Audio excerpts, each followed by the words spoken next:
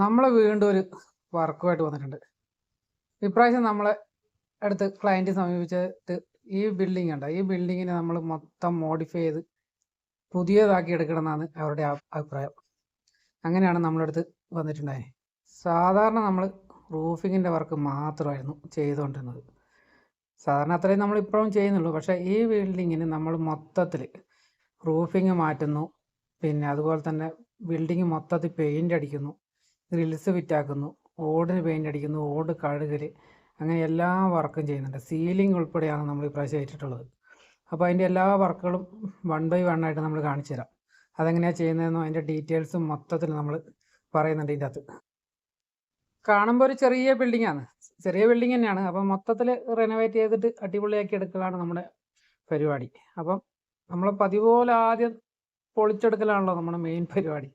അപ്പോൾ ആദ്യം തന്നെ ഓടെല്ലാം ഇറക്കി വെച്ച് പിന്നെ കഴുക്കോലും പട്ടികയെല്ലാം തല്ലിപ്പൊളിച്ച് താഴെ ഇറക്കുകയാണ് നമ്മുടെ ആദ്യത്തെ ടാസ്ക്. അതിന് വേണ്ടിയിട്ട് നമ്മൾ മെയിനായിട്ട് കയറ്റി വിട്ടിട്ടുണ്ടായിരുന്നത് തല്ലിപ്പൊളിക്കലിൻ്റെ ഉസ്താദായ കണ്ണമ്പായി. കണ്ണമ്പായി എന്ന് വിളിക്കുന്നുണ്ടെങ്കിലും ആൾ മലയാളി കേട്ടോ. കണ്ണൻ എന്ന പേര്, നമ്മളത് കണ്ണമ്പായി ആക്കിയിട്ട് റെഡിയാക്കിയിട്ടുള്ളത്. കണ്ണമ്പായി നമ്മൾ വിളിക്കുന്നതുള്ളൂ, ആൾ കണ്ണനാണ്. ആൾ പൊളിച്ച് അടുക്കി എടുത്തിട്ടുണ്ട്. പട എന്നാ പറയണ്ട്, ഒരു 1.5 മണിക്കൂർ കൊണ്ട് എല്ലാം ഓടെല്ലാം ഇറക്കി. കണ്ണമ്പായി ഒറ്റക്കല്ല കേട്ടോ, എല്ലാവരും ഉണ്ട്. പുള്ളിയാണ് മെയിനായിട്ട് നമ്മുടെ ഉസ്താദ്, അതായത് പൊളിക്കലിൻ്റെ ഉസ്താദാണ് കണ്ണമ്പായി. അപ്പോൾ എല്ലാം പൊളിച്ചടക്കി താഴെ വെച്ചിട്ടുണ്ട്. ആ സമയം കൊണ്ട് തന്നെ നമ്മുടെ പിള്ളേരെല്ലാം കൂടി പെയിൻറ്റിങ് പൈപ്പെല്ലാം ഇറക്കി പെയിൻ്റ് അടിച്ചിട്ടുണ്ടായി. അപ്പം പെയിൻ്റ് അടിച്ച് സെറ്റാക്കി അതിൻ്റെ പുറകെ തന്നെ നമ്മൾ പിന്നെ ഉത്തരത്തിൻ്റെയും കോടിയുടെയും എല്ലാം പണി തുടങ്ങിയിട്ടുണ്ടായി. ഇത് ചെറിയൊരു സംഭവമാണ്. അതിന് ഒരു സൈഡിലേക്ക് 7 ലൈൻ്റെ ഓട് മാത്രമേ ഇതിനകത്ത് വരുന്നുള്ളൂ. അതുകൊണ്ട് എങ്കിൽ പോലും നമ്മൾ പിന്നെ ഉത്തരവും പിന്നെ കഴുക്കോല് സംഭവങ്ങളെല്ലാം 3-1 പൈപ്പ് നമ്മൾ എടുത്തിട്ടുണ്ട്. കഴുക്കോലായിട്ട് എടുത്തിരിക്കുന്നത് 3-1, പട്ടിക 3/4, അത് അതുപോലെ തന്നെ 3/4 എടുത്തിട്ടുണ്ട്. അടിപ്പട്ടിക 1.5, അതെല്ലാം റെഡിയാക്കി എടുത്തിട്ടുണ്ട്. അപ്പോൾ നമ്മുടെ പിന്നെ ഒരു സൈഡ് കോടി വെക്കുന്ന പരിപാടി കഴിഞ്ഞു. അപ്പോൾ കോടിയുടെ പണി, കോടിയെല്ലാം മുറിച്ച് സെറ്റാക്കുന്ന ഇപ്രാവശ്യം നമ്മുടെ സുദീപായിയാണ്. നമ്മളെല്ലാം ബായി കൂട്ടിയാണ് വിളിക്കുന്നെങ്കിൽ ഒരാളും നമ്മളോട് ഇപ്പം നിലവിൽ ഹിന്ദിക്കാരൊന്നും ഇല്ലേ, എല്ലാം മലയാളീസാണ്. നമ്മൾ ബായി എന്നെല്ലാം പറഞ്ഞിങ്ങനെ അങ്ങോട്ടും ഇങ്ങോട്ടും പണിയെടുക്കുമ്പോൾ ഒരു ബഹളമായിരിക്കും എന്തായാലും. ഇപ്പോൾ സ്പീഡ് പരിപാടിയാണ്. അപ്പം കഴുക്കോലിൻ്റെ പണി അതിൻ്റെ കൂടെ തന്നെ നടക്കുന്നുണ്ട്. കാരണം ഒറ്റയ്ക്ക് തന്നെ കഴുക്കോല് വെക്കാൻ പറ്റുന്ന ചെറിയ ലെങ്തല്ലേ ഉള്ളൂ. ഒരാൾ കഴുക്കോല് താഴെ സെറ്റാക്കുന്നു, മുറിക്കുന്നു. ജോയിൻ്റൊന്നും പിന്നെ മെയിൻ കഴുക്കോലൊന്നും ജോയിൻ്റൊന്നും വരുന്നില്ല, കാരണം അത്രയല്ലേ ഉള്ളൂ. ബാക്കി പറ്റി കഴുക്കോലെല്ലാം ജോയിൻ്റ് അടിക്കാമെന്ന് വെച്ചിട്ട് അങ്ങനെ പടപട മുറിച്ച് കൊടുക്കുകയാണ്. അപ്പം അങ്ങനെ തന്നെ ആദ്യത്തെ ദിവസം തന്നെ നമ്മൾ സ്പീഡിൽ പരമാവധി പണി തീർക്കാനുള്ള പരിപാടിയാണ്. അപ്പോൾ ഉച്ചയ്ക്കൊക്കെ നല്ല വെയിലായിരുന്നു, അപ്പോൾ അതിൻ്റേതായ ഒരു ബുദ്ധിമുട്ട് ഉണ്ടായിന്. അപ്പം വൈകുന്നേരം നമ്മൾ കുറച്ച് സമയം കൂടുതൽ വന്നിട്ട് പരിപാടി എടുക്കുകയാണ്. അപ്പം പിന്നെ മഴ എങ്ങാനും പെയ്തെങ്കിലോ, മഴ ഇപ്പോഴത്തെ കാലാവസ്ഥ നമുക്കൊന്നും പറയാൻ പറ്റില്ല. ഏത് സമയം മഴ പെയ്യുന്നൊരു കണ്ടീഷനാണ് കാണിക്കുന്നത്. ഒരു സംഭവം പൊളിച്ച് കഴിയുമ്പോഴത്തേക്കും മഴ പെയ്താലും വലിയ പ്രശ്നങ്ങളൊന്നുമില്ല, എങ്കിലും പിന്നെ എന്താ പറയേണ്ടത്, ഇതിൻ്റെ ആൾക്കാർക്ക് ഉടമകൾക്ക് ഒരു പേടിയാണ്. ഇതിപ്പോൾ നനഞ്ഞു കഴിഞ്ഞാൽ എന്തെങ്കിലും ആവുമോ, ഇടിഞ്ഞു പോകുമോ എന്നൊക്കെയുള്ള പേടികൾ സ്വാഭാവികമായിട്ടും ഉണ്ടാകുന്ന കാര്യങ്ങളാണ്. ഇപ്പോൾ അവരെ കുറ്റം പറഞ്ഞിട്ട് കാര്യമില്ലല്ലോ. അതുകൊണ്ട് തന്നെ നമ്മൾ പരമാവധി സ്പീഡായിട്ട് തീർക്കാനുള്ള പരിപാടിക്കാണ് ചെയ്തുകൊണ്ടിരിക്കുന്നത്. പക്ഷേ നമുക്ക് ഇതിൻ്റെ ഇടയ്ക്ക് ഒരു ടാസ്ക് ഉള്ളതെന്ന് പറഞ്ഞു കഴിഞ്ഞാൽ ഓട് കഴുകി പെയിൻ്റ് അടിക്കാനുണ്ട്. അതുകൊണ്ടൊരു താമസം വരും. കാരണം ഓട് ഇറക്കി കഴിഞ്ഞിട്ടല്ലേ നമുക്ക് കഴുകലും പെയിൻ്റ് അടിക്കലെല്ലാം നടക്കുള്ളൂ. കാരണം എല്ലാം കൂടി ഒന്നിച്ച് നടക്കില്ല, കാരണം വോൾട്ടേജ് ഇഷ്യൂ വരും. കാരണം വെൽഡിങ് മെഷീനും പിന്നെ കംപ്രസറും രണ്ടും കൂടി ഓടൽ ഭയങ്കര ബുദ്ധിമുട്ടായിരിക്കും. അത് എല്ലാ സ്ഥലത്തും വോൾട്ടേജ് ഉള്ള ഏരിയ തന്നെ പ്രശ്നങ്ങൾ സൃഷ്ടിക്കുന്നുണ്ട്. കാരണം വോൾട്ടേജ് കുറഞ്ഞു കഴിഞ്ഞാൽ പിന്നെ ഒട്ടും പറയണ്ട. വോൾട്ടേജ് ഉണ്ടെങ്കിൽ പോലും 2 മെഷീനും കൂടി, നമ്മൾ വെൽഡിങ് മെഷീൻ 2-3 ഒക്കെ അടിക്കും. 2 അടിക്കുമ്പോൾ പിന്നെ കംപ്രസറും കൂടി ആകുമ്പോഴത്തേക്കും വോൾട്ടേജ് തീരെ എടുക്കില്ല. അപ്പോൾ കഴുകാൻ ഭയങ്കര സ്ലോ ആയി മാറും. അതുകൊണ്ട് തന്നെ നമ്മൾ ഇത് വെൽഡിങ് പട്ടിക അടിച്ച് തീർത്തിട്ട് കഴുകാന്നുള്ളതാണ്. കഴുകാൻ വേണ്ടി നല്ല നമ്മൾ പൈപ്പെല്ലാം റെഡിയാക്കി വെച്ചിട്ടുണ്ട്. ഹോടെല്ലാം റെഡിയാക്കിയിട്ട് അടുക്കി വെച്ചിട്ടുണ്ട്. അപ്പം ഈ പട്ടികയുടെയും കൂടി പണിയുണ്ട്. അപ്പോൾ ആദ്യ ദിവസം നമ്മൾ ഇത്രയും തന്നെ തീർത്തിട്ടുണ്ട്. 2-ാം ദിവസം രാവിലെ വന്ന് നമ്മൾ പട്ടിക അത്രയല്ലേ ഉള്ളൂ, ചെറിയ ഏരിയയല്ലേ ഉള്ളൂ. 1-1.5 മണിക്കൂർ കൊണ്ട് തന്നെ നമ്മൾ പട്ടിക ഫുൾ അടിച്ച് ഫില്ലാക്കി വെച്ചിട്ടുണ്ട്. ഫില്ലാക്കി റെഡിയാക്കി അത് കഴിഞ്ഞപാടെ നമ്മളിനി കഴുകേണ്ട പണിയാണ് നമുക്കിനി ചെയ്യാനുള്ളത്. അപ്പം കഴുകേണ്ട പണി പട്ടിക അടിച്ച് കഴിഞ്ഞപാട് നമ്മൾ തുടങ്ങുകയാണ്. അപ്പം പിന്നെ കഴുകേണ്ട പണി നമ്മൾ തുടങ്ങിയിട്ടുണ്ട്. അപ്പോൾ കഴുകേണ്ട പണി നമ്മൾ ഇപ്രാവശ്യം മെയിനായിട്ട് അനുവേട്ടനാണ് കഴുകാൻ. ഞാൻ അനുവേട്ടൻ പറഞ്ഞു ഞാൻ കഴുകിക്കോളാം എന്നുണ്ട്. അനുവേട്ടനാണ് കഴുകാൻ വേണ്ടി ഏറ്റെടുത്തിട്ടുള്ളത്. കണ്ണമ്പായി ഓട് എടുത്ത് സെറ്റാക്കലാണ് കണ്ണമ്പായുടെ ഇപ്രാവശ്യം പരിപാടി. അതുകൊണ്ട് ഓട് കഴുകൽ അനുവേട്ടൻ ഏറ്റെടുത്തുകൊണ്ട് സ്പീഡിൽ കണ്ണമ്പായി ഓട് എടുത്ത് വെക്കലും പരിപാടിയാണ്. അപ്പോൾ ഓട് കഴുകുന്നത് എങ്ങനെയാണെന്ന് വെച്ച് കഴിഞ്ഞാൽ ഇതുപോലെ കുറേ ഓട് അട്ടിക്ക് വെച്ചിട്ട് നിരത്തി വെക്കും. എന്നിട്ട് 2 സൈഡ് ആദ്യം തന്നെ അടിച്ച് കഴുകി വൃത്തിയാക്കി കഴിഞ്ഞിട്ട് പിന്നെ ഒരാൾ ഓട് മറിച്ച് കൊടുക്കൽ തന്നെ. പിന്നെ ഈ 10 ലൈനൊക്കെ അടുപ്പിച്ച് വെച്ച് കഴിഞ്ഞാൽ ഓട് മറിച്ച് കൊടുക്കലാണ് ഒരാളുടെ പണി. അപ്പം സ്പീഡിലാവും. പിന്നെ പരമാവധി സ്പീഡിലുള്ള പരിപാടിയാണ്. അപ്പോൾ അല്ലാതെ ഓരോ ഓട് വെച്ചിട്ടുള്ള കഴുകലൊന്നും പരിപാടിയൊന്നുമല്ല. അപ്പോൾ കഴുകുന്നതിനിടയ്ക്ക് തന്നെ പിന്നെ ഒരാൾ പെയിൻറ്റിങ്ങിന് ടച്ചപ്പുമായിട്ട് കയറിയിട്ടുണ്ട്. കഴുകലും ചിലയോടിന് പിന്നെ വീടൊന്നും അല്ല, അതുകൊണ്ട് തന്നെ കരിയ സംഭവങ്ങളൊന്നുമില്ല. പക്ഷെ പായൽ നല്ലോണം പിടിച്ചിട്ടുണ്ട്. കാരണം ഇതുവരെ വെച്ചതിന് ശേഷം ഇതുവരെ കഴുകിയിട്ടില്ല എന്ന് തോന്നുന്നു. അപ്പം അതുകൊണ്ട് തന്നെ കഴുകൽ ഇതുണ്ട്. പിന്നെ സ്പീഡിൽ തന്നെ പ്രഷർ വാഷർ ഉപയോഗിച്ച് കഴിഞ്ഞാൽ സ്പീഡിൽ കഴുകാം. അപ്പം അങ്ങനെ കഴുകിയിട്ടാണ് 2-ാം ദിവസം നമ്മൾ ഫുള്ള് കഴുകി ഇട്ട് തീർത്തിട്ട് പോകാനുള്ള പരിപാടിയാണ്. അപ്പം 2 പേര് കഴുകുന്നു. കാരണം 3 പേർക്കുള്ള പണിയില്ല കഴുകൽ. അപ്പോൾ ഒരാൾ ടച്ച് ചെയ്യുന്നു. പിന്നെ അങ്ങനെയാണ് പണികൾ നടക്കുന്നത്. ഓട് കുറച്ച് കഴുകി ആയപാട് നമ്മൾ ഓടിടുന്ന പരിപാടി ആരംഭിച്ചിട്ടുണ്ട്. ഓടിടാൻ ഇപ്രാവശ്യം ഞാൻ തന്നെയാണ് മേലെ കയറിയിട്ടുള്ളത്. പിന്നെ എന്നെ അധികം വീഡിയോയിലും കാണുമല്ലോ. ഈ ഓടിടുന്നതാണ് ഞാൻ കേട്ടോ. പിന്നെ എന്നെ വീഡിയോയിൽ എന്നെ കാണലുണ്ട്. പക്ഷേ ആളുകളെ പെട്ടെന്ന് മനസ്സിലാകുന്നുണ്ടാവില്ലായിരിക്കും. ഞാൻ തന്നെയാണ് ഇപ്രാവശ്യം ഓടിടുന്നത്. ഓട് നിരത്തൽ വലിയ പണിയൊന്നും വന്നിട്ടില്ല. പക്ഷേ ഓട് കഴുകി കിട്ടാനുള്ള താമസം കൊണ്ട് നിരത്തി തീർന്നില്ല.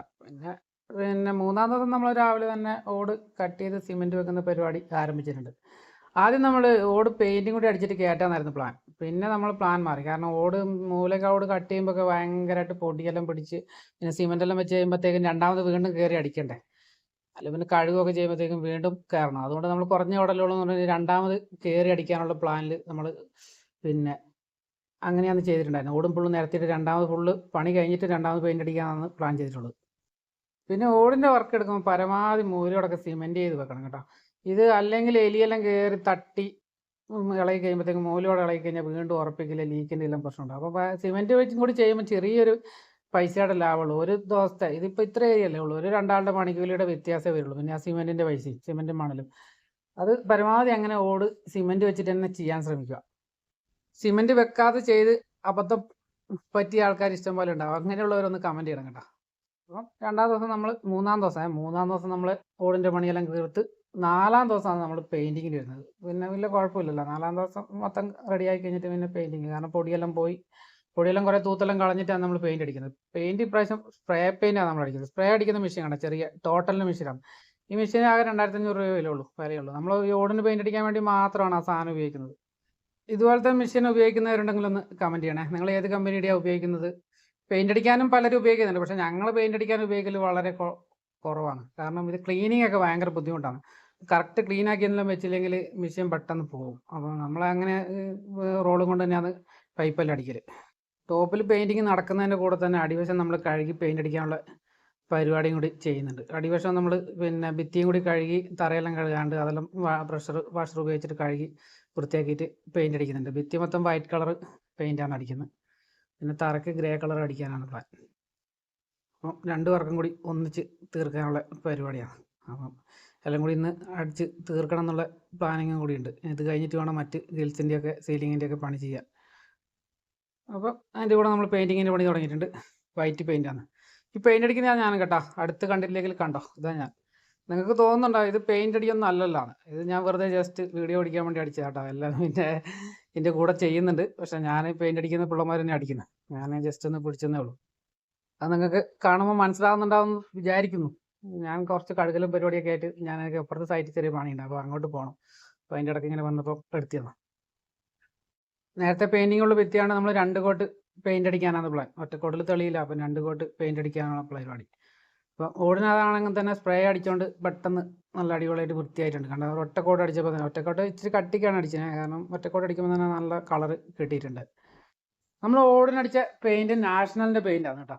അത് ടൈൽ കോട്ട്, നാഷണലിൻ്റെ ടൈൽ കോട്ട് പെയിൻറ്റ് അടിച്ചു കഴിഞ്ഞാൽ സംഭവം അത്യാവശ്യം ലാസ്റ്റിങ് കിട്ടും. നമ്മൾ പിന്നെ നാഷണലിൻ്റെ പെയിൻറ്റ് പല സ്ഥലത്തും അടിച്ചിട്ടുണ്ട്. അപ്പം വലിയ കുഴപ്പമില്ല. കളർ വ്യത്യാസം ഉണ്ടെങ്കിലും പല കളറിലും അടിച്ചിട്ടുണ്ട്. അപ്പം അത്യാവശ്യം ലാസ്റ്റ് ചെയ്യുന്നുണ്ട്. അപ്പോൾ അതുകൊണ്ട് തന്നെ ആ കമ്പനി തന്നെയാണ് നമ്മൾ വാങ്ങിയിട്ടുണ്ടായത്. അപ്പം അതിൻ്റെ കൂടെ നമ്മൾ മറ്റു പണികളും തീർന്നിട്ടുണ്ടായിരുന്നു. തറ പെയിൻ്റ് അടിക്കണമെന്ന് നമ്മൾ തീരുമാനിച്ചില്ല. അരഭിത്തിയെല്ലാം നമ്മൾ റെഡ് അടിച്ച് വിട്ടിട്ടുണ്ട്. പിന്നെ അത് കഴിഞ്ഞിട്ട് പിന്നെ ഗ്രിൽസിൻ്റെ പണി. ഗ്രിൽസെല്ലാം നമ്മൾ ഷോപ്പിൽ നിന്ന് തന്നെ ആക്കിയിട്ട് പഴയ സ്ക്വയർ കമ്പിയുടെ മോഡൽ ഗ്രില്ലാന്ന് ആക്കിയിട്ടുണ്ടായിരുന്നു. അപ്പം പിന്നെ അതെല്ലാം ആക്കി പിന്നെ നമ്മൾ കൊണ്ടുപോയി സൈറ്റിൽ കൊണ്ടുപോയി സെറ്റിങ് ആണെന്ന് മാത്രമാണ് ചെയ്തിട്ടുണ്ടായിരുന്നത്. കാരണം ഷോപ്പിൽ നിന്നെല്ലാം അടിച്ചിന് ഷോപ്പിൽ നിന്ന് അടിച്ചിന് സെറ്റിങ് മാത്രമാണ് നമ്മൾ സൈറ്റിൽ നിന്ന് ചെയ്തിട്ടുണ്ടായിരുന്നത്. അപ്പം നമ്മുടെ വർക്ക് ഏകദേശം കംപ്ലീറ്റ് ആയിക്കൊണ്ടിരിക്കുന്നു. ഇനി സീലിങ്ങിൻ്റെ വർക്കും കൂടി ബാക്കിയുണ്ട്. സീലിംഗ് അടിക്കുന്നതിന് മുന്നേ ഉള്ള കോലായത്. അപ്പം ഇപ്പം ആദ്യം കണ്ട ബിൽഡിങ്ങിൻ്റെ ഇപ്പോഴത്തെയും തമ്മിലുള്ള വ്യത്യാസം എങ്ങനെയുണ്ടെന്നൊന്ന് പറയട്ടാ. കളറൊക്കെ എന്ന് പറഞ്ഞു കഴിഞ്ഞാൽ തറക്ക് ഗ്രേ കളറൊക്കെ കൊടുത്തുവല്ല, പ്രത്യേകിച്ച് നമ്മൾ വൈറ്റ് കളറല്ലേ, അതുകൊണ്ടാണ് നമ്മൾ പിടിച്ചത്. അല്ല മറ്റ് കളർ പെയിൻറ്റിങ്ങളൊന്നും നമ്മളങ്ങനെ കൂടുതൽ പിടിക്കില്ല, നമ്മൾ പെയിൻറ്റിങ് പണിക്കാരല്ലല്ലോ. ഇതിൻ്റെ കൂടെ നമ്മളെല്ലാ ചില്ലറ പണികളും പിടിക്കലുണ്ടെന്ന് മാത്രം.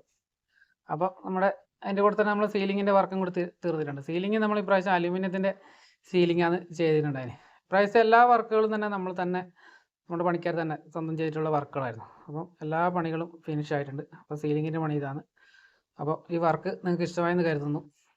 ഈ വർക്കിനെ കുറിച്ചുള്ള വിലയേറിയ നിങ്ങളുടെ അഭിപ്രായങ്ങൾ രേഖപ്പെടുത്തുക. അതുപോലെ തന്നെ നമ്മുടെ വീഡിയോ ഇഷ്ടമായി കഴിഞ്ഞാൽ ലൈക്ക് ചെയ്യുക, ഷെയർ ചെയ്യുക, സപ്പോർട്ട് ചെയ്യുക. അതുപോലെ തന്നെ നമ്മളെ സബ്സ്ക്രൈബ് ചെയ്യുക, നോട്ടിഫിക്കേഷൻ ഓൺ ആക്കി വെക്കുക. ഇനി ഇതുപോലുള്ള വീഡിയോകൾ കാണാൻ പറ്റുന്നതായിരിക്കും. അതുപോലെ തന്നെ നമ്മൾ മെയിനായിട്ട് റൂഫിംഗ് വർക്കാണ് നമ്മൾ ചെയ്യുന്നത്. പക്ഷേ നമ്മൾ ഒട്ടുമിക്ക വെൽഡിങ് വർക്കുകളും ചെയ്യുന്നുണ്ട്, പല വീഡിയോകളും നമ്മൾ ചെയ്യുന്നുണ്ട് പലതരത്തിലുള്ള. അതൊക്കെ ഒന്ന് കയറി കാണുക. അപ്പോൾ ഫോളോ ചെയ്യുക, സപ്പോർട്ട് ചെയ്യുക. അതുപോലെ തന്നെ നെഗറ്റീവ് കമൻറ്റുകളും പറയാം കേട്ടോ. നിങ്ങൾക്ക് നമ്മുടെ വർക്കിനെ കുറിച്ചുള്ള അഭിപ്രായ വ്യത്യാസങ്ങൾ നിങ്ങൾക്ക് പറയാവുന്നതാണ്.